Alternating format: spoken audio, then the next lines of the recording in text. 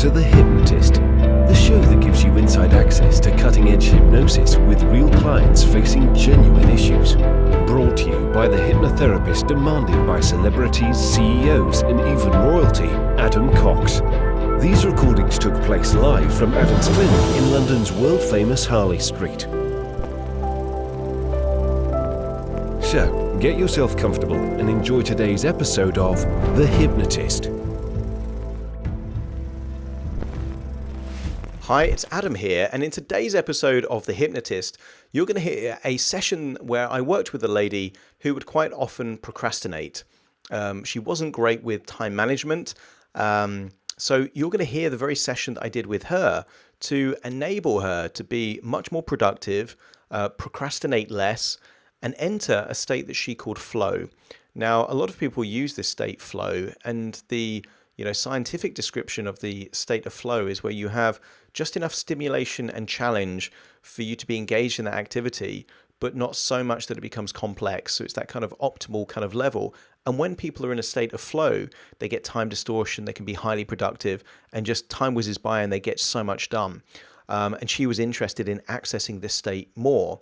There's a lot of imagery for any hypnotists actually listening to this. You'll get the reference to the control room of the mind and the elevator deepener, things like that. But even if you're not a hypnotist, you're still going to get a lot of value from this if you want to be more productive, to procrastinate less, or to be able to accomplish more. So it's an interesting session. I've shared this on my audio podcast before and just got fantastic feedback of how productive people have been since actually listening to that episode. So relax and enjoy.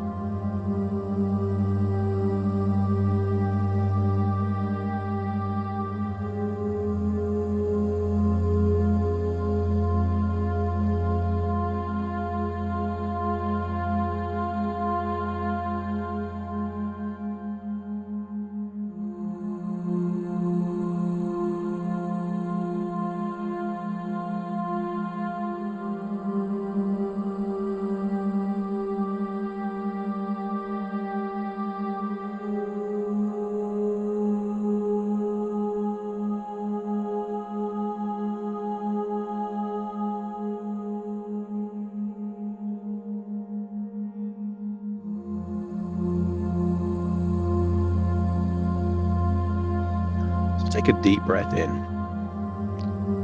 As you breathe in, just get a sense of relaxation. And as you release that breath, just relax your eyelids and make sure your eyes are completely closed. As you breathe in, just imagine that you're breathing in a feeling of calm, tranquility. And as you breathe out, just imagine that you're releasing any and all tension, feeling more and more deeper relaxed. And that's right. What I want you to do is I want you to imagine that you are in a skyscraper.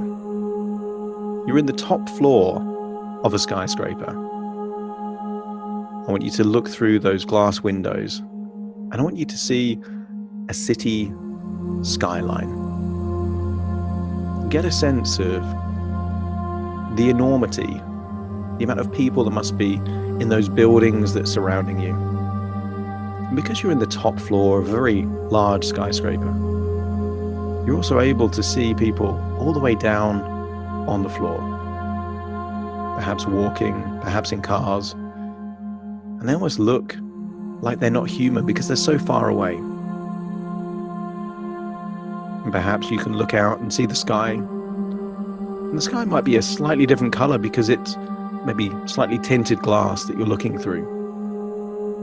Maybe there's some clouds, maybe there's some sunshine going into those glass windows. And I want you to see that there is a comfortable chair that enables you to look out at this scenic skyline.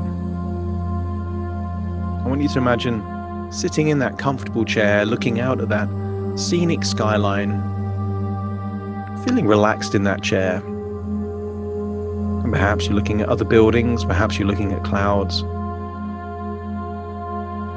all I want you to do is focus on your breathing. And as you breathe in, get a feeling of deeper and deeper relaxation with each and every breath. And as you breathe out, just get a sense of releasing and letting go of any tension that just isn't needed to sit in a chair. With each and every breath, I want you to feel deeper and deeper relaxed. And just allow the muscles around your eyelids, eyebrows, just to relax now. That's it. Focus on the muscles in your forehead and just become aware of those muscles. And as you breathe out, just release any and all tension. Focus on the muscles of your jaw. Become aware of it. And almost just feel like you're oiling cogs in a machine. Just kind of make it feel looser and easier. That's it. Releasing that tension, feeling that relaxation going down into your neck and your shoulders. Deeper and deeper relaxed, that's it. And I want you to imagine that you're about to fall asleep. Fall asleep in that chair. 5, 4, 3, 2, 1. Just falling asleep in that chair. And I want you to imagine that there's a dreamlike version of you that is able to step out of your body and walk around that perhaps office or boardroom on the top floor of a skyscraper. That's right. Going deeper and deeper relaxed as you just look out the windows, seeing those buildings, seeing those cars below, seeing the clouds in the sky. And as you walk around this room, I want you to move out towards the lift. Some people may call it the elevator, and I want you to press the elevator knowing that you're on the top floor. And then all I want you to do is, when you call it and it opens, step into the elevator. And I want you to press the basement floor. And I want you to get an overall sense that as you're going deeper down, down, down, that indeed the depth that you're going down, all the way down that skyscraper, is also making you feel deeper and deeper relaxed. Like you're accessing a lower part of your consciousness, perhaps even your subconscious, going all the way down, down, down, down, down. And when you get to the basement and the doors open, just let me know by nodding your head.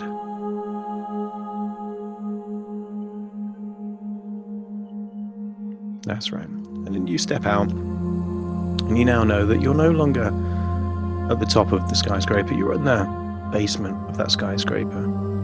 And you step out, and you go into a different room. And this room, we can call it the control room. In this particular room, things happen here that decide what happens in the rest of the building. Things like the air conditioning, the temperature, the way the lifts work.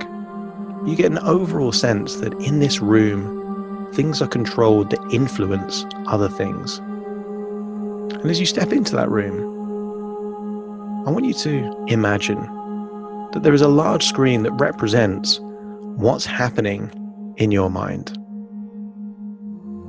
And I want you to imagine that your mind is a bit like the processor on perhaps a tablet or a phone. And intuitively, you know that if you had 50 apps open on your phone, opening one more app might mean that the phone runs slower. That even if there's just one more thing that you need to do, it might be challenging to do that one new thing when there are so many other apps open. Now, I want you to consider that anything that you've been thinking about, working on, mulling over, perhaps a decision, each of these things is like an internal app that your own mind is trying to organize. Now, ideally, apps would open and close just at the times that you need to use them. But just like in real life, on a phone, You might open an app and then just leave it on in the background, still taking up the processing power of that computer, even though you're not actually using it in that time. And I want you to get a sense that there are lots of apps running in your mind right now. Things that perhaps don't need to be open right now. And that might be decisions that you've made but not implemented. Things that you said that you do but haven't got around to doing it yet.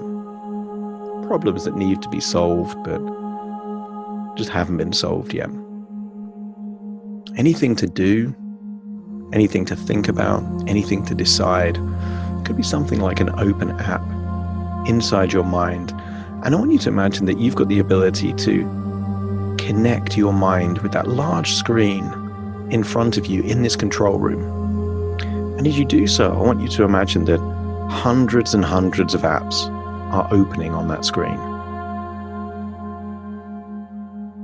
And I want you to appreciate that with so many apps vying for the attention and the resources, your intellectual capacity means that if you want to do just one new thing, it will be more challenging because there are so many other things vying for the attention, vying for the intellectual resources in your mind. And I want you to know before you close any of these apps that just because you close them doesn't mean they can't be opened again when necessary. In the same way that if you close an app on your phone, that doesn't mean that you can never access that app ever again. It just means that it's closed for now. There is a big difference between closing an app and deleting an app. And all you're going to do right now is close all apps, all thoughts, unfinished business, decisions, actions.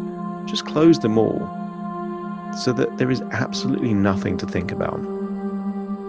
And you can do that by imagining that you're just kind of swiping these apps closed or doing the equivalent of closing them.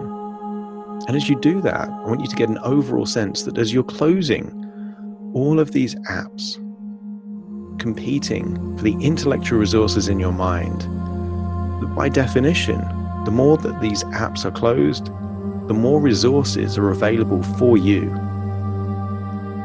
It's almost like giving you energy. And all you're doing is closing all of those open loops, knowing that you can reopen any of them whenever you choose to in the future.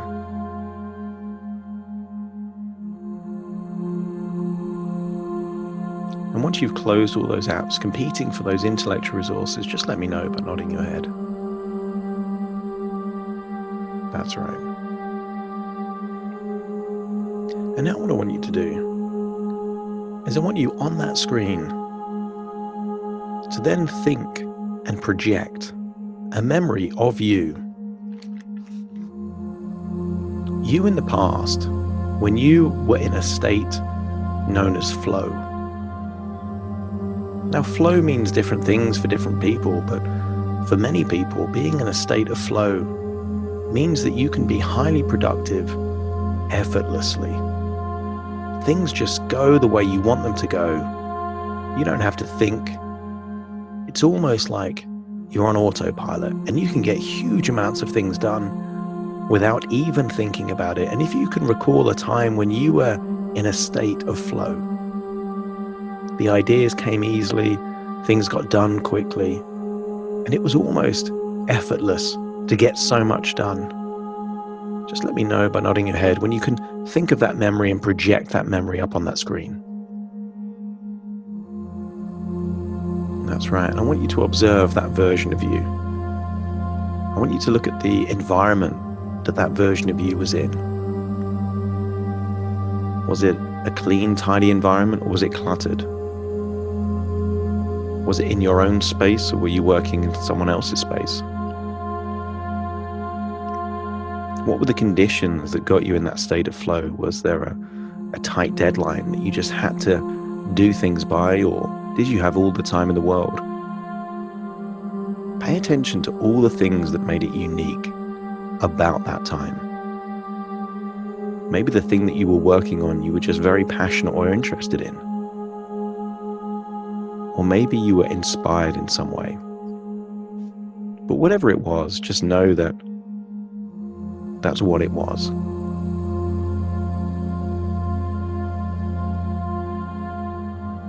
That's right. And now I want you to imagine climbing into that version of you.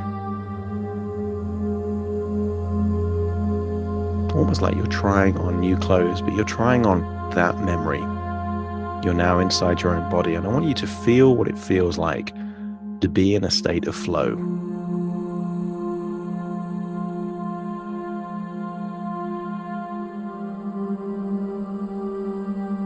Notice how you were breathing back then. Notice where the muscle tension is, if there's any. But more importantly, I want you to scan your body and notice where this feeling of flow exists within you. And wherever it is, I just want you to point to it, just so I know where it is.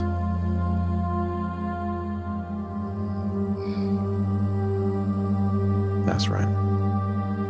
And I want you to get an overall sense that that is not only where it exists, that's just where it stems from. Because from that place, you might be able to think clearer. You might be able to feel motivated. It comes from there, but it activates all these other things that are necessary, because the state of flow is not one single emotional state. It is all the different resources shifting from one to another very quickly that is optimal for whatever needs to be done in that context. I want you to get an internal sense of what your inner dialogue is like, if there is any. And if there is any inner dialogue, just let me know by nodding your head. That's right. And listen to what that tone of voice would be like when you're in flow. Is it encouraging? Is it helping you make decisions?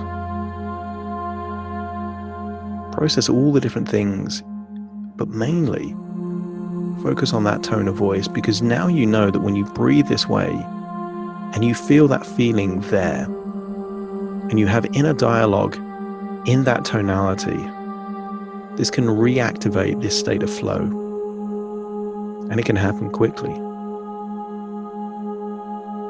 Because we enter a state of flow when we have the right amount of challenge.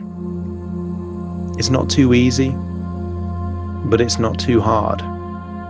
It keeps us on our toes, we're engaged, but we have the right amount of competency and skill to be able to meet that challenge. What we're doing inspires us, or at least stimulates us. And there is a overall sense that I can do this and it will be done. And I want you to know that whenever you want to bring this state back, I just want you to say the word flow. And I want you to say that inside your head right now, as in a dialogue, knowing that feeling in that location, breathing this way, feeling this way, with that inner dialogue, flow. That's right. Now I want you to step out of that memory. Go back into that control room. And then I want you to look up. Look up at that big screen. And this time I want you to see someone that you admire. Someone that you consider to be highly productive. Someone that gets things done. Perhaps this is a person that just is able to make simple decisions effectively. Maybe it's the kind of person that would enable you to process what needs to be done and just know, is it actionable? Is this something that can be done now? Or does it need to be done for later? And if it can be done now and it can be done quickly, then maybe you just get it done now. But maybe if it's something that will take a bit more time, just know exactly where you would put that so you could follow it up later. But right now, focus on this person on that screen that has the qualities of being able to get things done. Maybe it's someone successful in business or successful in a different area of life. But I want you to look at that person and know that they have particular beliefs, thoughts, and strategies that you don't need to be them, but just know that if you acquired those ways of thinking, those resourceful states, those strategies, perhaps these people delegate more. Perhaps these people focus on doing what they're best at. Perhaps these people do whatever's most challenging first thing in the day, so that everything else in contrast seems easy. Or maybe it's something else. Maybe they just have that pragmatic approach of, oh, I'll just get it done. But I want you to see that they have the qualities that if you thought that way and were resourceful in that way, then you likewise would be able to accomplish what you want to accomplish. And then I want you to step into that version. Step into that version of them. And they're in a highly productive state. And know that you don't need this feeling all the time. You only need this feeling when you want to be highly productive. This state might not be useful for relaxing in the evening, or enjoying a movie or listening to music, but this is useful when you want to be highly productive. And I want you to access that highly productive part within you now. And when I'm communicating with your highly productive part, just let me know by nodding your head. That's it. Now you, as the highly productive part, may be able to acquire some insight from this person that you're in right now. What are they thinking? What is their inner dialogue like? Do they get easily distracted, or do they just focus on one thing until it's done? How often do they delegate? Do they use any notes or systems to make sure that they don't forget to do things? What tools do they use? But most importantly, what is their thoughts about these things? Is there a sense of resolve, determination? If things get challenging, do they simply give up? Or do they try and problem solve and figure out how to still get that thing done? I want you to scan the body that you're in right now, this body of this highly productive person. And maybe their resource is in a different location to your resource of flow, in which case you can activate your own state of flow and their state of resourcefulness. But I want you to focus on their feeling of resourcefulness right now. As you think about where it exists, just point to it.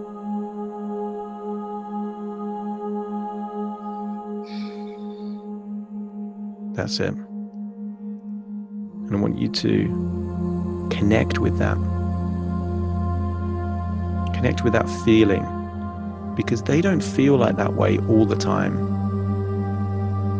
But when they're highly productive, they probably do feel that thing. Scan their body for muscle tension. Are they relaxed when they're in this highly productive state? Or are they very stressed and tense? Take what's useful and disregard what isn't. Maybe they believe certain things, in which case adopt those beliefs whenever you want to be productive, but certainly not all the time. That's right. But more importantly, I want you to really think about their thinking strategies. Because most highly productive people start with the end in mind. They think about the outcome. Many many people that are averagely productive or maybe just busy focus too much on their to-do list rather than what they want that to-do list to do for them. As you start thinking about the outcome, I want you to get a sense that these resources can help you achieve that outcome quicker. And sometimes highly productive people make an image in their mind's eye of what it would be like to achieve that outcome. Is the game winnable? Is there a finishing line? And if there is, what does that feel like? What does that look like? Because you can't know if you've won the race unless you're looking for the finish line. I want you to know that you can adopt, modify, and absorb any and all of these beliefs, thoughts, strategies, and resources to enable you to be a more productive version of yourself when you need to be productive. And you don't need to be productive all the time. There are some people that feel that every second of the day needs to be productive time. And I want you to appreciate that sometimes the most productive people take the time to sleep and enjoy their sleep. Take the time to relax and enjoy that relaxation. Take the time to enjoy their leisure time. And they're not thinking of productivity during those times. Truly productive people have balance. And they park all of those things that they need to do until they're in that productive place where they're going to get those things done.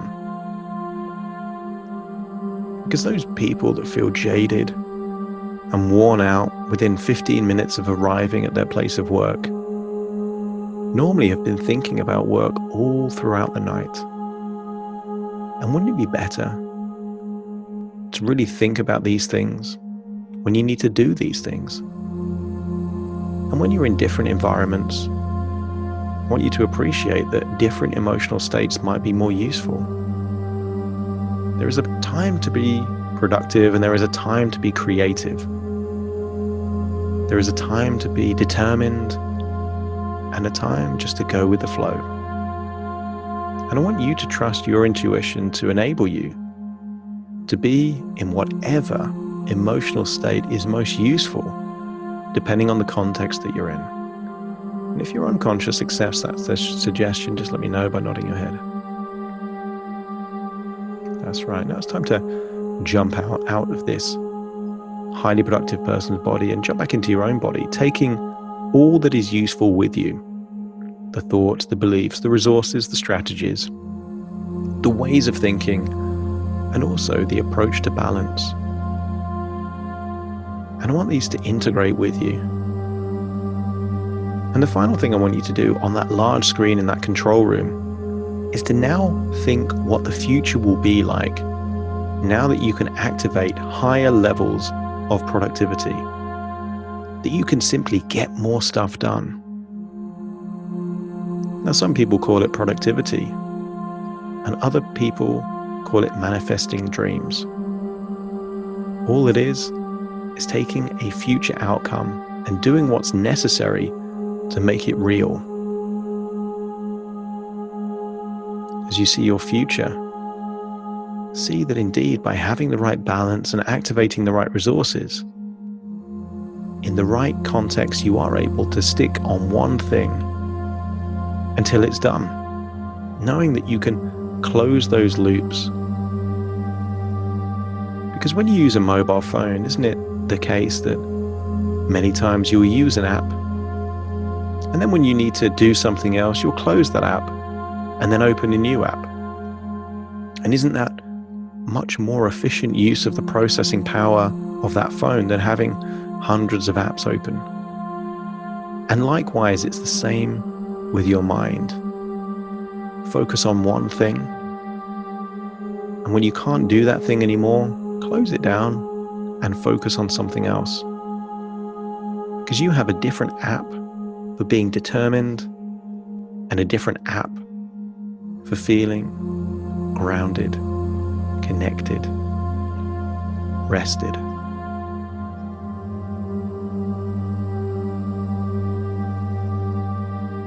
It's time to leave this control room now in the basement. But you leave with all these resources with you. I want you to go outside the lift, press the button. When the lift comes, step into the lift and I want you to press that top floor, the penthouse. Go all the way up. And when you arrive at the top floor, all the way back up to the top of the skyscraper, just let me know by nodding your head. That's it. You step out and go back into whatever that room was that you were in, that comfortable chair looking out at the skyline, and notice that your body is still in that chair. It's been in that chair all this time. And I want you to step back into that body, resting into that chair, reconnecting so that all parts are working together, that your conscious and unconscious is working hand in hand, because that's what the state of flow is. Sometimes you make conscious decisions, and sometimes you trust your unconscious. And anyone that drives knows what it's like for the conscious and the unconscious to work in partnership. There are too many things to do when you drive a car. Isn't it the case that you allow the unconscious to do things like change the gear, indicate when necessary, and the conscious mind is really focusing on what you need to do in the moment.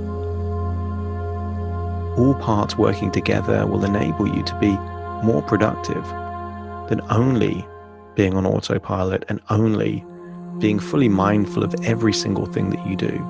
And if you are now happy for the conscious to work in harmony with the unconscious, to enable you to extract so much more out of your time, to turn more of your intentions into realities, just let me know by nodding your head. That's right. In a few moments' time, I'm going to count from 1 to 10 to awaken you. You will awaken with a feeling of clarity of what your intentions are, the context and environments that you would want to be productive in, and what productivity means to you and how it will benefit you. You will awaken knowing that you can activate resources like being highly productive and getting things done, but also a state of flow when you need them.